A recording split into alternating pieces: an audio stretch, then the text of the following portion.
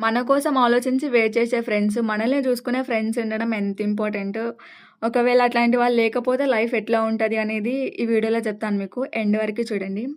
ఈ సిట్యుయేషన్ జరిగి almost 3 months అవుతుంది. ఆ రోజు హాస్టల్‌లో పవర్ ఇష్యూ వల్ల పవర్ లేకుండా నేను ఛార్జ్ పెట్టుకోలేదు. 35% ఏమో ఉండే. అట్లనే ఎళ్ళిపోయినా మార్నింగ్ ఆఫీస్‌కి.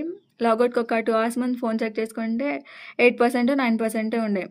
సో, ఛార్జింగ్ పెట్టుకుందాము అనుకున్నాను. బట్ మర్చిపోయాను. లాగౌట్ టైమ్ అయింది. ల్యాప్‌టాప్ లాగౌట్ చేసి కిందకొచ్చాను. కింద ఎంట్రన్స్‌లో మనం ఐడీ కార్డ్ స్కాన్ చేసాం గదా! ఐడీ కార్డ్ ఇట్లా స్కాన్ చేసి అడుగు ముందుకేసా నా ఫోను సెకండ్స్ పడుతుంది. ఫోన్ స్విచ్ ఆఫ్ అవుతదని జెప్పేసి. Totally blank. నేను క్యాబ్ వాళ్ళకి కాల్ చేయలేదు. అట్‌లీస్ట్ క్యాబ్ నంబర్ గూడా నేను జూసుకోలేదు. సో, సర్లే అని జెప్పేసి బ్యాగ్ స్కాన్ చేసి అక్కడ నిల్చున్నా. నిల్చుంటే నేను టీమ్‌లో అసలు ఎప్పుడు గూడా మాట్లాడను వాళ్ళతోటి.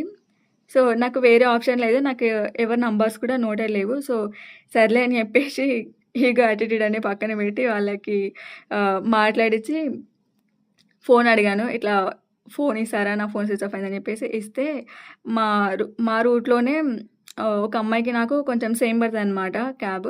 సో, ఇట్లా ఆమెకి కాల్ చేసి ఇట్లా నీ పిల్లర్ నంబర్ ఎంత? క్యాబ్ నంబర్ ఎంత? అని చెప్పేసి అంటే ఆ అమ్మాయి కొంచెం లైట్ తీసుకుంది.